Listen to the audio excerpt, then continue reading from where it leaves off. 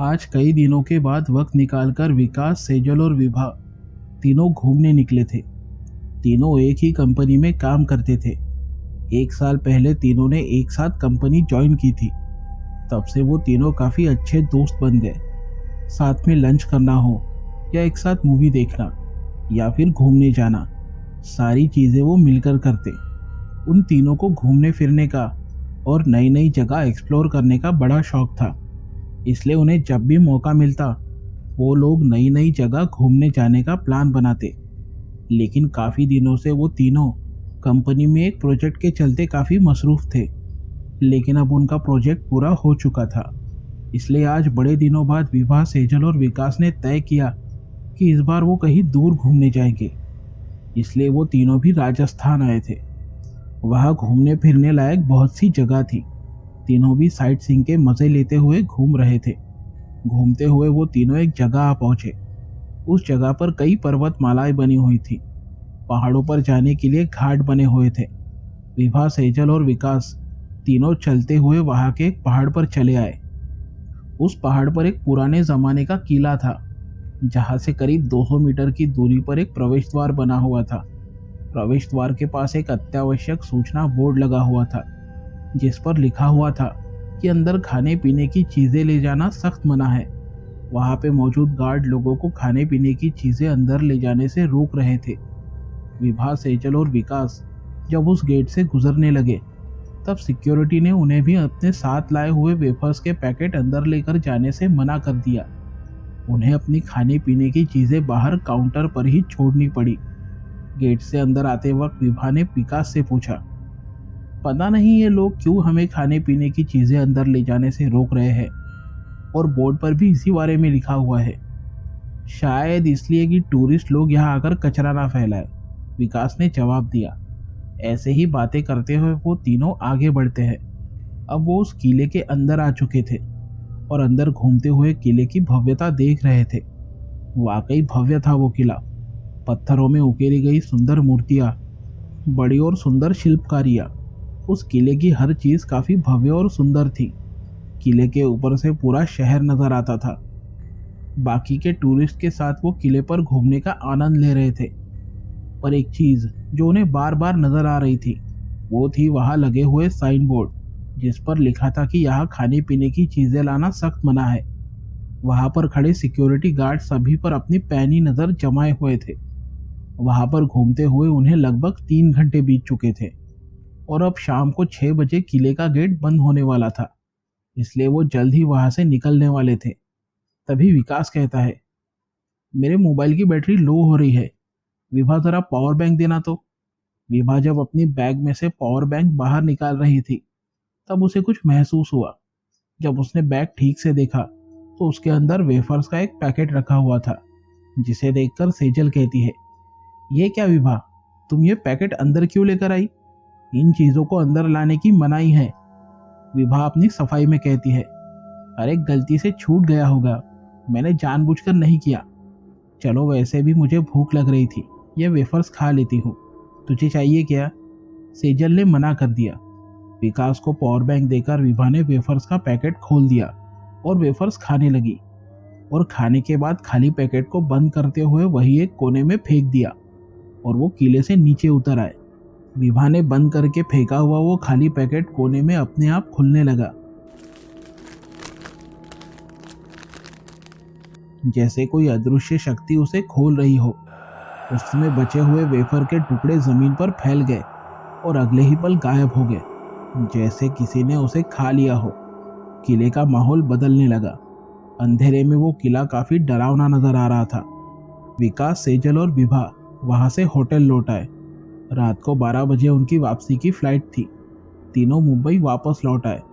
रात को 3 बजे विभा अपने घर लौट आई। उसके माँ बाप सो रहे थे, उन्हें डिस्टर्ब ना हो इसलिए अपनी पास रखी एक्स्ट्रा चाबी से दरवाज़ा खोलकर वो अंदर आ गई। बैग को अपने बेडरूम में रखकर वो फ्रेश होने चली गई, जिसके बाद वो अपने बेड पर लेट गई। लेटते ही उसकी आंख लग गई। सुबह हो गई। विभा के बेडरूम का दरवाजा खोलते हुए विभा की माँ सरिता ने अंदर आते हुए गुस्से से पूछा, विभा, कल रात तुम कितने बजे घर आई? एक तो लेट आती हो और अगर भूख लगी थी तो मुझे कम से कम उठाना चाहिए था। मैं तुम्हें खाना परोस देती। ये खाने का कौन सा तरीका है? सारे किचन में तुमने खाने पीने की चीजें फैला रखी है। सरिता एक सांस में बोल गई। विभा अपनी आंखें मसलते हुए कहती है, पर माँ, कल रात घर आते ही मैं सीधे बेडरूम में आकर सो गई। मैं तो किचन में गई भी नहीं। चलो मेरे साथ किचन में, देखो क्या हालत है किचन की। ये कहते हुए सरिता विभा का हाथ पकड़कर उसे किचन में लेकर आती है। किचन का हाल काफी बेहाल था। खाने पीने की चीजें और बर्तन बिखरे हुए पड़े थे। ऐसा लग रहा था कि जैसे किसी ने जानवरों की तरह खाना खाया है, और बर्तन भी चाट कर साफ कर दिए हैं। सरिता डांटते हुए पूछती है, अब ये कौन साफ करेगा? तब विभा नम लहजे में कहती है, माँ मेरा यकीन करो, मैंने ये सब नहीं किया है। मुझे तो इस बारे में कुछ भी नहीं पता। विभा सोच में पड़ चुकी थी कि ये किसने किया होगा। ये सच में अजीब बात थी, क्योंकि घर में उन तीनों के अलावा और कोई नहीं था। अगर कोई चोर आया होता तो कुछ ना कुछ सामान तो चोरी हो गया होता, लेकिन वैसा भी कुछ नहीं था। विभा और सरिता दोनों काफी हैरान थी। बाद में माँ ने किचन को साफ किया, जिसमें विभा ने भी मदद की, जिसके बाद विभा नहाने चली गई। तैयार होकर विभा अपने लैपटॉप में ट्रिप के दौरान खींची हुई तस्वीरें देख रही थी। तभी विभा को एहसास हुआ जैसे कोई उसके पीछे खड़ा है। विभा ने तुरंत पीछे मुड़कर देखा, लेकिन वहां कोई नहीं था। इतने में सरिता उसके लिए नाश्ता लेकर आई, लेकिन विभा को भूख नहीं थी। उसने पिछली बार बस उस किले पर वेफर्स खाए थे। उसके बाद से उसे बिल्कुल भी भूख नहीं लगी थी। दोपहर हो गई। खाना खाने के लिए सरिता ने विभा को आवाज लगाई, लेकिन विभा को अभी भी भूख नहीं थी। सरिता को ये बात अजीब लगी। उसने पूछा, विभा तुमने कल से कुछ नहीं खाया, फिर भी तुम्हें भूख नहीं लगी? इसीलिए मैं कहती रहती हूँ कि ज्यादा जंक फूड मत खाया करो, उससे भूख पर असर पड़ता है। विभा कहती है, ठीक है माँ, अब से नहीं खाऊंगी। उस पर सरिता कहती है, देख मैं डाइनिंग टेबल पर खाना रख रही हूँ, मन करे तो खा लेना। मैं एक फंक्शन अटेंड करने मिसेस चतुर्वेदी की यहाँ जा रही हूँ। इतना कहकर सरिता चली गई। विभा ने डाइनिंग टेबल की तरफ देखा, लेकिन उसका खाना खाने का मन ही नहीं हुआ। नींद पूरी नहीं होने से वो फिर से अपने बेडरूम में सोने चली गई। उसके पापा सुबह ही ऑफिस चले गए थे। विभा अपने कमरे में सो रही थी। 2 घंटे बाद सरिता घर वापस आई। विभा के कमरे का दरवाजा खोलते हुए उसने डांटते हुए कहा, विभा उठो, ये तुमने क्या लगा रखा है? क्या हुआ माँ? विभा ने भी गुस्से से पूछा। चलकर देखो क्या हुआ है। इतना बोलकर वो दोनों कमरे के बाहर चली आई। बाहर आकर विभा ने देखा तो उसके होश उड़ गए। डाइनिंग टेबल पर रखे सारे बर्तन उलट पुलट होकर पड़े थे। उसके अंदर रखा हुआ खाना किसी ने जानवरों की तरह खा लिया था, और बचा कुचा खाना यहाँ वहाँ बिखरा हुआ पड़ा था। कुर्सियों और टेबल पर दाल गिरी हुई थी, और सब्जी के तेल के निशान पड़े हुए थे। ये देखकर विभा अपने सिर पर हाथ मारते हुए कहती है, माँ मैं सच कहती हूँ, ये सब मैंने नहीं किया। मैं तो तुम्हारे जाने के बाद अपने कमरे में सोने चली गई, और तुम्हारे आने के बाद ही जागी हूँ। विभा ने अपनी सफाई दी। सरिता सोच में पड़ चुकी थी। उसकी कुछ समझ में नहीं आ रहा था। वो गहरी सोच में पड़ गई। कल रात भी ऐसा ही हुआ था। कोई चोर आया होता तो पता चल जाता, लेकिन इसकी संभावना भी नहीं थी। अगर ये सोचे कि ये कारनामा चूहों ने किया होगा, तो घर में तो चूहे हैं ही नहीं, और क्या चूहे सच में इतनी तबाही मचा सकते हैं? ये सोचकर सरिता का दिमाग सुन्न हो गया था। सरिता ने विभा को अपने कमरे में भेज दिया और फैली हुई चीजें साफ करने में जुट गई। विभा अपने कमरे में आई और बेड पर बैठकर अपना मोबाइल चेक करने लगी। तभी उसे कोई आवाज सुनाई देती है। पहले तो विभा ने आवाज की तरफ ज्यादा ध्यान नहीं दिया, लेकिन जब फिर से एक बार वैसी ही आवाज आई तब विभा को थोड़ा शक हुआ। आवाज बेड के नीचे से आ रही थी। विभा ने बेड पर से झुकते हुए नीचे देखा और वो चीख उठी। उसकी चीख सुनकर सरिता तुरंत ही दौड़ते हुए उसके कमरे के अंदर चली आई। उसने अंदर आकर देखा तो विभा एक कोने में दुबकी हुई खड़ी थी। सरिता ने पूछा, क्या हुआ विभा, तुम इस तरह क्यों चीखी? विभा डरते हुए कहती है, माँ बेड के नीचे कोई है। सरिता ने धीरे धीरे झुकते हुए बेड के नीचे देखा, लेकिन वहां कोई भी नहीं था। सरिता उसे हिम्मत देते हुए कहती है, विभा यहाँ तो कोई भी नहीं है, तुम खुद देख लो। विभा ने नीचे झुकते हुए देखा तो सच में अब वहां कोई नहीं था। विभा कहती है, मैंने देखा था माँ, वहां कोई था। मैंने उसकी डरावनी काली परछाई देखी। सरिता उसे शांत करते हुए कहती है, कोई परछाई नहीं है वहां, ये जरूर तुम्हारा भ्रम होगा। सरिता ने उसे समझाते हुए शांत किया। अब शाम के 4 बज रहे थे, लेकिन अभी भी विभा को भूख नहीं लगी थी। सरिता ने विभा को पीने के लिए चाय दी। विभा का चाय पीने का भी मन नहीं था, लेकिन माँ के जोर देने पर उसने जैसे तैसे चाय पी ली। उसे चाय पिए हुए अभी 2 मिनट भी नहीं हुए थे कि उसका जी मचलने लगा और उसे उल्टी हो गई। शाम को जब विभा के पिता अशोक घर आए और जब उन्हें सारी बातें पता चली तो वो भी सकते में आ गए। पूरी बात सुनने के बाद अशोक ने कहा, आज रात हमें सावधान रहना होगा, फिर देखते हैं कि वास्तव में किचन में होता क्या है। रात को डिनर के वक्त काफी जोर देने पर विभा ने बस थोड़ा सा खाना खाया और अपने बेडरूम में चली गई। उसने पूरे कमरे को एक बार ध्यान से देखा, सब कुछ ठीक लग रहा था। विभा बेड पर लेट गई और जल्द ही उसकी आंख लग गई। रात के करीब 2 बज रहे थे। विभा को बेचैनी सी महसूस हो रही थी, जिसकी वजह से उसकी नींद टूट गई। वो उठकर बैठ गई। तभी अचानक उसका जी मचलने लगा। विभा भागते हुए बाथरूम के अंदर गई। उसे उल्टी आ रही थी, लेकिन इस बार उसे खून की उल्टी हुई। खून की उल्टी की बात सुनकर माँ पापा डर जाएंगे, इसलिए उसने ये बात उन्हें ना बताने का फैसला किया। बाथरूम से जब वो बाहर आई तब उसे बाहर से बर्तनों की आवाजें आ रही थी। अपने कमरे से निकलकर धीमे कदमों से वो किचन की तरफ बढ़ने लगी। उसने धीरे से किचन के अंदर झांक कर देखा तो उसकी आंखें खुली की खुली रह गई। उसके हाथ पैर डर के मारे कांपने लगे। उसने देखा कि जमीन पर कोई शख्स बैठा हुआ है, जिसके लंबे बाल है, चेहरा एकदम निस्तेज और झुर्रियों वाला। उस आदमी का पूरा शरीर भूख के मारे जैसे पूरी तरह सूख चुका था। आंखें पूरी तरह सफेद थी, हाथ पैर काले पड़ चुके थे। उसने पुराने जमाने के कपड़े पहने हुए थे, जिस तरह के कपड़े राजा महाराजाओं के जमाने में पहने जाते थे। ऐसा दुबला पतला आदमी मानो जैसे कई सदियों से भूखा हो। वो किसी जानवर की तरह बर्तनों में से खाना खा रहा था। जमीन पर गिरी हुई दाल को चाटकर साफ कर रहा था। खाने से उसका पूरा मुंह सना हुआ था। तभी उसकी नजर विभा की ओर गई। वो विभा को देखकर हंसने लगा। उसके मुंह के ज्यादातर दांत गिर चुके थे। उसकी वो हंसी काफी डरावनी थी। वो आदमी अब बर्तनों को चाटने लगा था। सामने का वो खौफनाक मंजर देख विभा कांप गई। उसे बस हार्ट अटैक आना ही बाकी था। वो चीखना चाहती थी, और डर के मारे उसकी आवाज उसके गले में ही अटक गई थी। विभा डगमगाते कदमों से वहां से भागकर अपने मम्मी पापा के कमरे के तरफ चली गई और जोर जोर से उनके कमरे का दरवाजा खटखटाने लगी। अशोक ने जल्दी उठकर दरवाजा खोला। वैसे ही विभा तुरंत अंदर आकर अपनी माँ से जोर से लिपट गई। विभा को इतना ज्यादा डरा हुआ देख अशोक को चिंता होने लगी।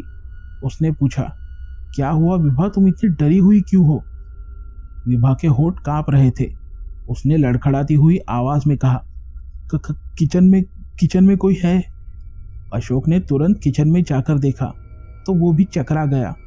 किचन में सब कुछ बिखरा हुआ पड़ा था, जिसे देख उसने कहा, ये सब किसने किया? विभा सरिता का हाथ पकड़कर किचन में आई।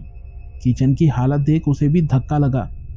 विभा ने उसे डरते हुए बताया, माँ, मैंने यहाँ किसी आदमी को देखा, उसी ने ये सब किया है। काफी डरावना लग रहा था वो। इतना कहकर विभा डरते हुए अपने माँ से फिर से लिपट गई। अशोक ने पूरा घर छान मारा, लेकिन उसके हाथ कुछ भी नहीं लगा। ना ही कोई चोरी हुई थी और ना ही किसी फोर्स एंट्री के निशान थे। ऐसे में पुलिस कंप्लेंट करना बचकाना साबित हो सकता था। घर के सारे कमरे चेक करने के बाद अशोक हॉल में आया। सरिता और विभा वही बैठी हुई थी। उन्हें देखकर अशोक कहता है, मैंने हर कमरे को अच्छी तरह से देख लिया है, लेकिन कुछ नहीं मिला। सभी खिड़की दरवाजे भी बंद है। सरिता कहती है, मुझे तो ये कुछ और ही मामला लगता है। सभी गहरी सोच में पड़ चुके थे। विभा की अपने बेडरूम में अकेले सोने की हिम्मत नहीं हो रही थी। इसीलिए सभी हॉल में ही सो गए। विभा को नींद नहीं आ रही थी, फिर भी वो आंखें बंद करके लेटी हुई थी। आधे पौने घंटे के बाद उसकी आंख लगी ही थी कि फिर से उसे अपने सामने एक काला साया घूमता हुआ नजर आया। विभा डर गई। उसने अपनी माँ को हिलाते हुए उठाया, लेकिन तब तक वो साया गायब हो चुका था। वो पूरी रात विभा ने डरते हुए गुजारी। अगले दिन उसे ऑफिस जाना था क्योंकि उसकी छुट्टियां खत्म हो चुकी थी। विभा उठकर तैयार हो गई, लेकिन अभी भी उसे भूख का कोई एहसास नहीं था। उसने चाय पी, लेकिन कुछ ही देर में फिर से उसे उल्टी हो गई। लेकिन उसे ऑफिस तो जाना ही था। विभा ऑफिस चली आई, लेकिन उसने उसके साथ घटी घटनाओं का जिक्र विकास और सेजल के साथ नहीं किया। ऑफिस में उसके बाकी के सहकर्मी उसे ट्रिप के दौरान खींची हुई तस्वीरें दिखाने के लिए बोल रहे थे। ज़्यादातर तस्वीरें विभा के लैपटॉप में सेव थी, इसीलिए वो मोबाइल में मौजूद तस्वीरें दिखाने लगी। तस्वीरें देखते वक्त उसकी एक दोस्त ने विभा से पूछा, विभा ये तुम्हारे पीछे कौन खड़ा है? काफ़ी अजीब लग रहा है, ठीक से नज़र भी नहीं आ रहा। अपनी दोस्त से मोबाइल लेकर उसने उस तस्वीर को देखा। वो तस्वीर उस किले पर खींची हुई आखिरी सेल्फी थी, जिसमें नीचे उतरते वक्त पीछे एक अंधेरे कोने में वही आदमी खड़ा था जिसे उसने अपने किचन में देखा था। विभा ने झट से वो सेल्फी डिलीट कर दी। उसे यूं सहमा हुआ देख उसकी दोस्त ने पूछा, क्या हुआ तुम्हें? तुमने सेल्फी क्यों डिलीट कर दी? विभा अपने चेहरे पर नकली मुस्कान लाते हुए कहती है, कुछ नहीं, बस वो सेल्फी उतनी अच्छी नहीं आई थी। तब तक लंच टाइम हो चुका था। विकास और सेजल उसे लंच करने बुला रहे थे, लेकिन विभा को भूख नहीं थी। इस तरफ सरिता अपने पहचान के गुरुजी से मिलने गई। सरिता कल से घट रही अजीबोगरीब घटनाओं के बारे में उन्हें बताना चाहती थी, लेकिन उनके शिष्य ने उसे बताया कि आचार्य सत्यप्रकाश किसी खास काम से हरिद्वार गए हैं, कल तक आ जाएंगे। इसीलिए सरिता को निराश होकर वहां से खाली हाथ लौटना पड़ा। सरिता घर पहुंची। दरवाज़ा खोलकर वो सावधानी से अंदर आई। इस वक्त वो घर में अकेली थी। विभा के कहे मुताबिक उस आदमी के बारे में याद करते हुए उसे डर लग रहा था। सरिता किचन में गई और उसके होश उड़ गए, क्योंकि फिर से वहां सब कुछ बिखरा हुआ था। अब तो सरिता को पूरी तरह यकीन हो गया था कि ये किसी इंसान का काम नहीं, बल्कि ये कुछ और ही है। हर तरफ खाने के बर्तन बिखरे हुए पड़े थे, लेकिन कोई भी दिखाई नहीं दे रहा था। तभी उसे कुछ आवाज़ सुनाई दी। सरिता ने छुप कर देखा तो फ्रिज का दरवाज़ा अपने आप खुल गया। सरिता को अपनी आंखों पर यकीन ही नहीं हो रहा था। एक काला साया, जिसका आकार किसी आदमी की तरह लग रहा था, उसके नज़रों के सामने से गुजरते हुए गायब हो गया। सरिता डर गई। उसकी जान हलक में आ गई। सरिता भागते हुए घर से बाहर आई और उसने दरवाज़ा बंद कर दिया। वो अब एक पल भी वहां नहीं रुकना चाहती थी। सरिता सामने वाली बिल्डिंग के एक खाली फ्लैट में चली गई, जो उनके किसी रिश्तेदार का था। ये बात उसने फ़ोन करके अशोक और विभा को बताई, और ये भी बताया कि कल तक आचार्य सत्यप्रकाश भी वापस आ जाएंगे। तब तक वो उसी सामने वाले फ्लैट में ही रहेंगे। शाम को विभा ऑफिस से सीधे अपने उस रिश्तेदार के खाली फ्लैट में पहुंची। तब तक हिम्मत जुटाकर अशोक घर से ज़रूरत का सामान लेकर आया था। अब रात हो चुकी थी, लेकिन अभी तक विभा को भूख नहीं लगी थी। आज पूरे दिन उसने कुछ भी नहीं खाया था। माँ के जोर देने पर उसने 2 निवाले खाए तो थे, पर जल्द ही उसे फिर से उल्टी हो गई। वो समझ गई थी कि निश्चित रूप से ये मामला बहुत गंभीर है, क्योंकि आखिरी बार जो उसने खाना खाया था वो उस किले पर, ये उसे याद था, जिसके बाद उसकी भूख ही मर चुकी थी। इतना ही नहीं, बल्कि पानी भी उसके गले के नीचे नहीं उतर रहा था। विभा बाथरूम से बाहर आई। कमरे की लाइट बंद करते वक्त उसका ध्यान सामने वाली बिल्डिंग में अपने फ्लैट की तरफ गया और उसका सिर चकरा गया। उसके कमरे की बत्ती जली हुई थी। खिड़की पर उसे उसी आदमी का साया दिखाई दे रहा था। वो साया किसी छिपकली की तरह उसके फ्लैट के बाहर रेंग रहा था। विभा कांप गई और भागते हुए आकर अपने बिस्तर पे लेट गई। वो काला साया तड़प रहा था। आज उस घर में उसे कुछ भी खाने को नहीं मिलने वाला था, क्योंकि विभा समेत उसके मम्मी पापा आज सामने वाले फ्लैट में रहने वाले थे। विभा सो रही थी, तभी उसके कानों में एक आवाज़ गूंज उठी, मुझे भूख लगी है, मुझे खाना चाहिए। ये सुनकर विभा झट से उठ गई। उसने नाइट लैंप चालू करके देखा, पर वहां कोई भी दिखाई नहीं दे रहा था। इसलिए डरते हुए वो लैंप बंद करके सो गई। डर के मारे उसके दिल की धड़कनें बढ़ चुकी थी, इतनी कि वो उसे साफ सुनाई दे रही थी। उसने अपने आप को चादर से पूरी तरह ढक लिया था। तभी फिर से किसी ने भारी आवाज में कहा, मुझे भूख लगी है, मुझे खाना दे, नहीं तो मैं तुझे ही खा जाऊंगा। ये आवाज सुनकर विभा ने अपने चेहरे से धीरे से चादर हटाकर देखा और डर की एक तेज लहर उसके पूरे बदन में दौड़ गई। कमरे की छत पर वही आदमी किसी छिपकली की तरह रेंगते हुए उसे ही देख रहा था। विभा बर्फ की तरह जम गई। उसके दिमाग ने काम करना बंद कर दिया। वो शैतानी रूह सामने वाले फ्लैट से यहाँ तक पहुंच गई थी और तभी उस साई ने नीचे सो रही विभा पर छलांग लगाई।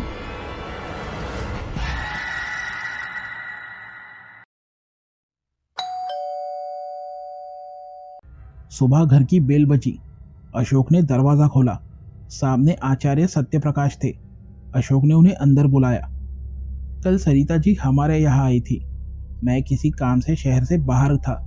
मुझे मेरे शिष्य ने आपके साथ घटी घटनाओं के बारे में बताया। मैं आपके घर गया था, लेकिन आपका घर बंद था। तब आपके पड़ोसी ने बताया कि आप यहाँ मिलेंगे। वो ये सब बातें कर ही रहे थे, तभी उन्हें सरिता की चीख सुनाई दी। चीख विभा के कमरे से आई थी। आचार्य और अशोक तुरंत उस कमरे की तरफ भागे। अंदर आकर उन्होंने देखा तो वो भी चौंक गए। कल तक नॉर्मल दिखने वाली विभा, आज उसकी हालत काफी खस्ता लग रही थी।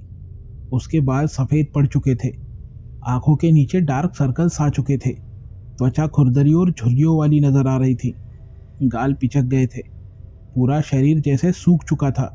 ये देखकर सभी हैरान थे। विभा को तुरंत अस्पताल में दाखिल करवाया गया। उसकी ऐसी हालत देख डॉक्टर्स भी हैरान थे। उन्होंने इलाज शुरू कर दिया। विभा के शुरुआती स्कैन रिपोर्ट आए, जिसे देखकर विभा के जिंदा बचने के चांसेस कम नजर आ रहे थे। डॉक्टर ने अशोक को बताया कि विभा के शरीर में खून की मात्रा काफ़ी कम है, वो ज़्यादा देर तक सरवाइव नहीं कर पाएंगी। फिर भी हमसे जितना बन पड़ेगा उतना करेंगे। ये सुनकर सरिता रोने लगी। डॉक्टर की बात सुनकर आचार्य सत्यप्रकाश कहते हैं, मैंने आपकी बेटी की हालत देखी है। हमारे पास वक्त बहुत कम है। मुझे ये बताइए कि यह सब शुरू कब से हुआ। अशोक ने बताया, जब से वो अपनी राजस्थान ट्रिप से लौटी है उसी दिन से ये सब शुरू हुआ। उस दिन से विभा की जैसे भूख प्यासी मर गई। कुछ भी खाने के बाद उसे उल्टी हो जाती। विभा का कहना था कि उसने किचन में किसी आदमी की आत्मा देखी थी, जिससे बचने के लिए हम दूसरे फ्लैट में शिफ्ट हुए। कल तक सब ठीक था, पर आज सुबह पता नहीं क्या हो गया मेरी बेटी को। इतना कहकर अशोक की आंखों में आंसू आ गए। तभी विकास और सेजल भी वहां आ पहुंचे। उन्होंने किले पर घटी सारी हकीकत आचार्य जी को बताई। सारी बातें सुनकर आचार्य जी ने कहा, आप चिंता मत कीजिए अशोक जी, मैं इन सब बातों की तह तक जाऊंगा। मैं जल्दी लौट आऊंगा। इतना कहकर आचार्य जी वहां से चले गए। विभा को आईसीयू में शिफ्ट कर दिया गया था। सरिता और अशोक को डॉक्टर ने अपने केबिन में बुलाया था। डॉक्टर ने उन्हें बताया कि विभा अब ज़्यादा से ज़्यादा एक दिन ही जी पाएगी। ये सुनकर अशोक और सरिता दोनों दुखी थे। आज की रात विभा के पास बैठकर उसे देखते हुए बिताएंगे, ऐसा उन्होंने फैसला किया। इस तरफ आचार्य अपने शिष्य के साथ फ्लाइट से राजस्थान के लिए निकले। वो किला जिस गांव में था, वहां आचार्य अपने शिष्य के साथ पहुंचे। उस गांव में लोगों से पूछताछ करते हुए वो दोनों एक मंदिर में पहुंचे। वहां के पुजारी ने उन्हें उस किले का भयानक इतिहास बताया। पुजारी बताने लगा, ये बात करीब 700 साल पहले की है। वो किला महाराजा जयसिंह का था, जिसके 2 बेटे थे जो अलग अलग रानियों से थे। एक था उदय सिंह और दूसरा रतन सिंह। दोनों सौतेले भाई थे। पिता के गुजरने के बाद दोनों में सिंहासन को लेकर बहस छिड़ गई। उदय सिंह ने राजद्रोह का गलत इल्जाम लगाकर रतन सिंह को कैद कर लिया, जिसमें उदय सिंह के कुछ मंत्री भी शामिल थे। 40 दिनों तक रतन सिंह को कारागार में बिना खाना पानी दिए तड़पाया गया। रतन सिंह नहीं बच पाया, उसने अपना दम तोड़ दिया। रतन सिंह की मृत्यु भूख की वजह से हुई थी, जिसके बाद उसकी आत्मा उस गढ़ में घूमने लगी। एक एक करके उसने उन सभी को खत्म किया जिसने उसके खिलाफ साजिश की थी। उस गढ़ पर रतन सिंह की आत्मा का कहर बरसा। फिर एक बड़े तांत्रिक की मदद से उस आत्मा को उसी गढ़ में कैद कर लिया गया। उस तांत्रिक ने चेतावनी दी थी कि इस किले पर कोई भी खाना नहीं बनाएगा, ना खाएगा और ना ही कोई किसी भी तरह की खाने पीने की वस्तु लेकर जाएगा। अगर इस किले पर कोई भी खाने पीने की वस्तु लाई गई तो रतन सिंह की आत्मा फिर से जाग जाएगी और जो भी ये वस्तु लाएगा उसकी खुद की भूख मर जाएगी और रतन सिंह की भूख बढ़ती ही जाएगी। वो उस व्यक्ति के पीछे जाएगी जब तक उसे अपना भक्ष्य ना बना ले। इसे आजकल के लोग मजाक समझते हैं और प्रशासन भी ये बात किसी को नहीं बताती, नहीं तो इस गढ़ पर कोई भी टूरिस्ट नहीं आएगा। पुजारी ने उन्हें सारा इतिहास बताया। आचार्य जी ने पुजारी जी का धन्यवाद किया। विभा को बचाने की उन्होंने एक तरकीब निकाली। फिर बिना वक्त गवाए आचार्य जी और उनका शिष्य मुंबई वापस लौट आए। इस तरफ विभा अपनी आखिरी सांसें गिन रही थी। आचार्य जी अस्पताल पहुंचे। वहीं पर अशोक और सरिता दोनों अपनी बेटी के पास बैठे हुए थे। आचार्य जी ने उन्हें बाहर जाने के लिए कहा। दोनों के बाहर जाने के बाद आचार्य जी ने अपनी विधि शुरू कर दी। उन्होंने केले के पत्तों में थोड़े से पके हुए चावल और दाल रख दी और उस पर सिद्ध किया हुआ अभिमंत्रित जल छिड़क दिया। खाने की महक से विभा के अंदर मौजूद वो आत्मा जाग गई और उठकर बैठ गई। वो खाने की महक को सूंघ रही थी। आचार्य जी ने उसे इशारा किया। वैसे ही बेड से छलांग लगाकर विभा रूपी आत्मा उस खाने पर टूट पड़ी। उसने जैसे ही वो खाना खत्म किया वैसे ही वो आत्मा तड़पने लगी। उस पवित्र जल में बने खाने ने उस आत्मा को अंदर तक झकझोर दिया था। अगले ही पल एक काला साया विभा के शरीर से बाहर आया और तुरंत ही राख में बदल गया। हवा के झोंके के साथ वो राख उड़कर खिड़की से बाहर चली गई। विभा बेहोश होकर नीचे गिर पड़ी। तुरंत डॉक्टर को बुलाया गया। जिस विभा को डॉक्टर ने कहा था कि वो 1 दिन से ज्यादा नहीं जी पाएगी, वो विभा 10 दिनों के अंदर पहले जैसी एकदम तंदुरुस्त हो गई।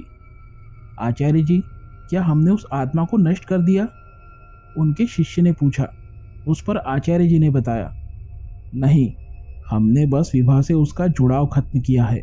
उसकी आत्मा को वापस उस गढ़ पर भेज दिया है, क्योंकि उसे मुक्ति देना इतना आसान नहीं।